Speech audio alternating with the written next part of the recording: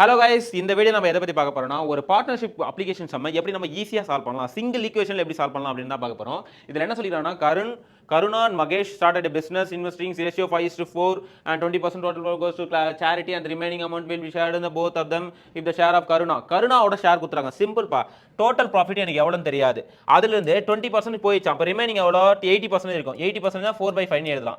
இந்த 80% தான் எப்படி பிரியுது, 5:4 பிரியுது. ஓகேவா? 5:4னா கருணாவோட பார்ட் எவ்வளோ, 5 பார்ட் டிவைட் பை மொத்த பார்ட் எவ்வளோ 9. அப்போ கருணாவோட மொத்த ப்ராஃபிட்ன்றது எனக்கு எவ்வளோ கிடச்சிக்குது, 2500 எனக்கு கிடச்சிக்குது. ஓகே, 25,000 எனக்கு கிடச்சிருக்கு. அப்போ இதை கேன்சல் பண்ணுங்க, 5,000 வரும்.